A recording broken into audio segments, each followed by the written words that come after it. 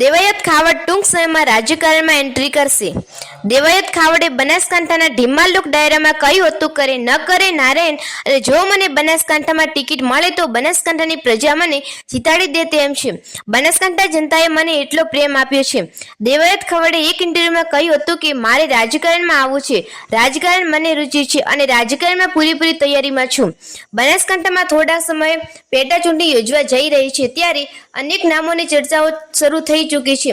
ત્યારે જોવું એ જ રહ્યું છે કે દેવાયત ખાવડ શું વાવ વિધાનસભા બેઠક પરથી ચૂંટણી લડે છે કે કેમ, અને જો લડે તો કઈ પાર્ટીમાં લડશે એ નક્કી નથી. દેવાયત ખાવડ ચૂંટણી લડવાની પૂરેપૂરી ઈચ્છા દર્શાવી હતી. તો ચાલો સાંભળીએ આ વિડીયો.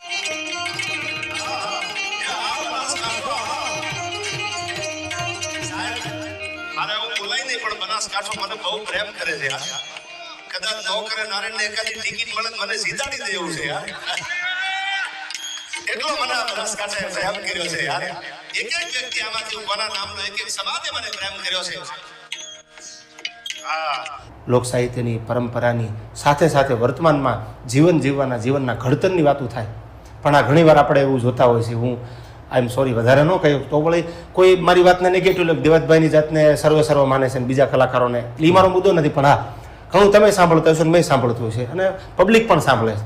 પણ મારા ડાયરા છેલ્લા ઘણા ટાઈમથી હું મારા પોતાની વાત કરું તો હું એમાં સુધારો ઘણો લઈ આવ્યો છું કે ભાઈ વાત જે વ્યવહારની હોય એ કરો, નહીં કે ડાયરાના મંચ ઉપરથી હું બીજો ટોપિક લાવીને મૂકી દઉં. કારણ કે મને લોક સાહિત્યકાર તરીકે બોલાવ્યો છે, લોક સાહિત્યની વાતો કરવા બોલાવ્યો. હું શિવાજીનું આલડું ગાવ, રાણા પ્રતાપની વાત કરું, દેવાયત બોદરની વાત કરું, કોઈ પણ સાહિત્યની વાત કરું. કારણ કે મારે રાજકારણની વાત કરવી છે ફોર એક્ઝામ્પલ આજે, તો મારે રાજકારણમાં આવવું છે એટલે કરવી છે. મારે સાહિત્યકાર તરીકે રાજકારણી બનીને મારે કોઈ કોમેન્ટો ક્યાંય કરવી નથી. મને ખુદને ઇન્ટરેસ્ટ છે કે મારે રાજકારણમાં આવવું છે, મને રુચિ છે, મારે રાજકારણ કરવું છે, એટલે હવે હું કરી શકીશ. હું જ્યારે આવીશ ભગવાનની કૃપાથી, અભિમાનથી બોલતો નથી, સ્વાભિમાનથી બોલું, ત્યારે ડાયરો મેળવવાની પ્રક્રિયા નહીં હોય.